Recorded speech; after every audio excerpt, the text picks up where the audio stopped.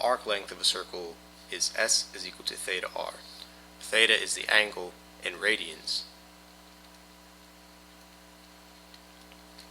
This won't work in degrees unless I convert radians into degrees, which is a relatively simple process, but this formula right here just happens to be in radians.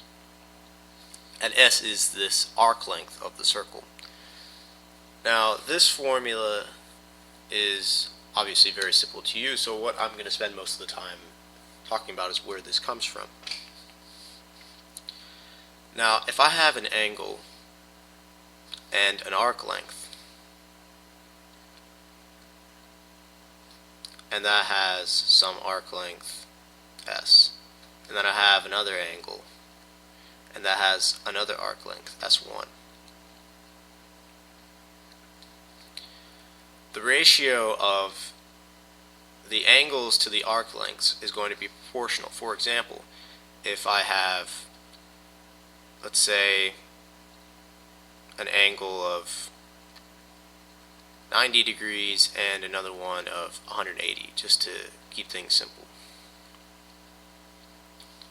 If I took the ratio of the angles to the arc lengths, then I would get the same ratio. For example, if I do 90 degrees over 180 degrees, and then it doesn't really matter what these are, what the arc lengths are, because if I have 90 degrees, it's very easy to see that this is a quarter of a circle and this is a half of a circle. So this is going to be twice as much as this.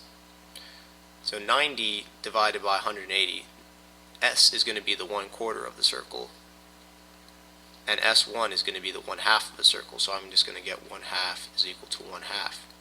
And if I did it the other way around, I did 180 over 90 and S1 over S, then the 180 would be twice as large as the 90 degree arc length, and then I would get 2 is equal to 2. So the ratio of the angles and the arc lengths is proportional. So I can use that information and say, okay, I have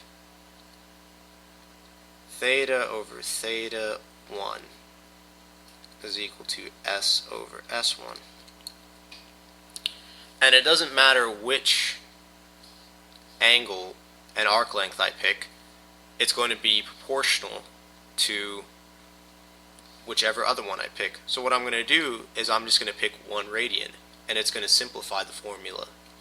So for the second one, I'm going to pick 1 radian, and if I have 1 radian, then its arc length is going to be r. That was the whole definition of a radian. A radian of 1 has an arc length of r. So if I pick theta as 1 radian, theta 1 is 1 radian, and S1 as r, because its arc length would be r if it was 1 radian, then this turns into theta over 1 is equal to S times r, or S over r. And this simplifies into theta is equal to S over r, and then S is equal to theta r. Theta is in radians.